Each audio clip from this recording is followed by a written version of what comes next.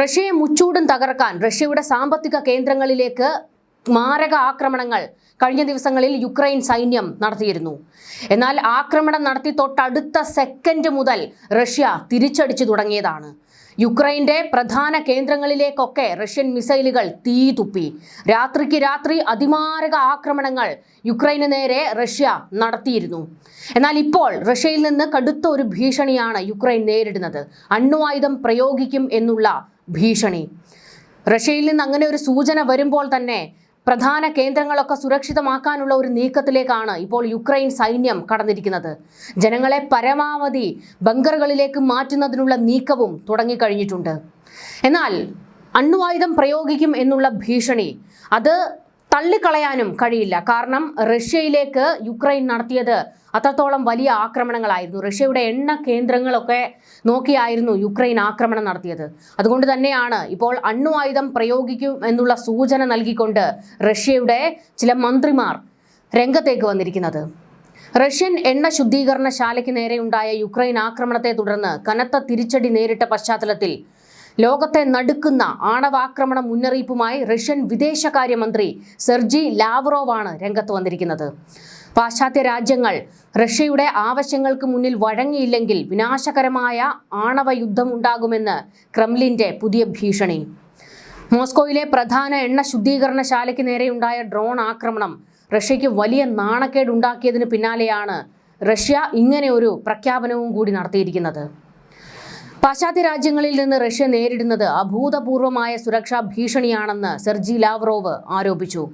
നിലവിലെ സംഘർഷാവസ്ഥ നിയന്ത്രണാതീതമായി മൂന്നാം ലോക മഹായുദ്ധത്തിലേക്ക് വഴിമാറാൻ സാധ്യതയുണ്ടെന്നാണ് റഷ്യയുടെ വിലയിരുത്തൽ.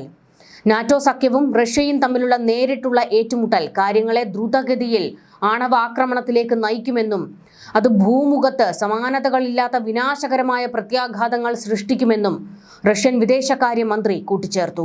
റഷ്യയുടെ അതിർത്തി പങ്കിടുന്ന പ്രദേശങ്ങളിലേക്ക് കടന്നു കയറാനാണ് ബ്രിട്ടൻ ഉൾപ്പെടെയുള്ള യൂറോപ്യൻ രാജ്യങ്ങൾ ശ്രമിക്കുന്നത് എന്ന് ലാവ്റോവ് കുറ്റപ്പെടുത്തി.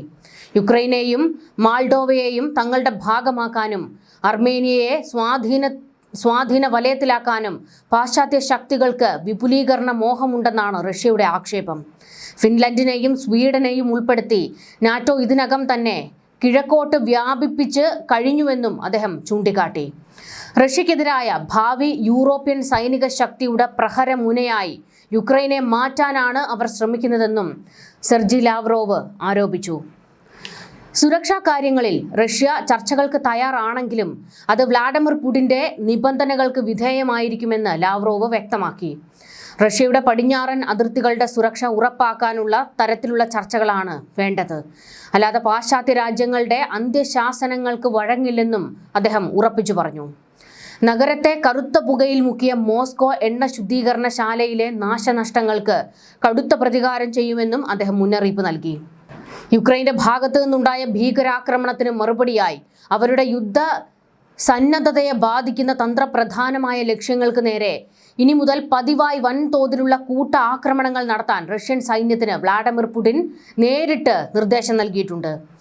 യുദ്ധമുഖത്ത് റഷ്യയ്ക്ക് കാര്യമായ ഭൂപ്രദേശങ്ങൾ നഷ്ടപ്പെടുന്ന സാഹചര്യത്തിലാണ് ആക്രമണം കടുപ്പിക്കാൻ ക്രെംലിൻ തിടുക്കം കൂട്ടുന്നത്.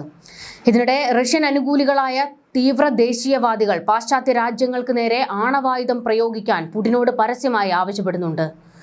റഷ്യയുടെ പ്രമുഖ ചിന്തകനും പ്രൊഫസർ ഡൂംസ്ഡേ എന്ന് അറിയപ്പെടുന്നയാളുമായ സെർജി കരാഗ്നോവ് പാശ്ചാത്യ രാജ്യങ്ങൾക്ക് നേരെ ആണവാക്രമണം നടത്തണമെന്ന് ശക്തമായി ആവശ്യപ്പെട്ടു.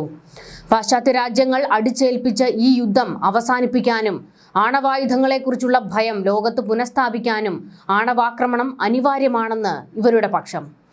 റഷ്യ ഇതിനകം തന്നെ ഒരു ആഗോള യുദ്ധത്തിന്റെ നിഴലിലാണെന്നും അദ്ദേഹം അവകാശപ്പെട്ടു. റഷ്യയുടെ വൻകിട വ്യവസായിയായ കോൺസ്റ്റാന്റിൽ മലോഫീവും ജനറൽ ആൻഡ്രി ഗുരിലേവ് എംപിയും യുക്രൈനെതിരെയും പാശ്ചാത്യർക്കെതിരെയും പരമാവധി ശക്തി പ്രയോഗിച്ച് തിരിച്ചടിക്കാൻ ആവശ്യപ്പെട്ടു. നമ്മുടെ പൂർവികർ സംഭരിച്ചു വെച്ച ആണവായുധങ്ങൾ ഇത്തരം സന്ദർഭങ്ങളിൽ ഉപയോഗിക്കാനല്ലെങ്കിൽ പിന്നെ എന്തിനാണെന്നാണ് മലോഫീവ് ചോദിക്കുന്നത്.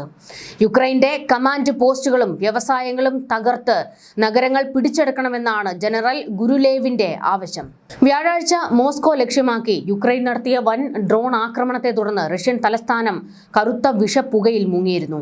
ഒരാഴ്ചക്കിടെ ഇത് രണ്ടാം തവണയാണ് മോസ്കോയിലെ എണ്ണ ശുദ്ധീകരണശാലയ്ക്ക് നേരെ യുക്രൈൻ ആക്രമണം നടത്തുന്നത്. മോസ്കോയിൽ സമീപകാലത്തുണ്ടായ ഏറ്റവും വലിയ ഡ്രോൺ ആക്രമണമായിരുന്നു ഇത്.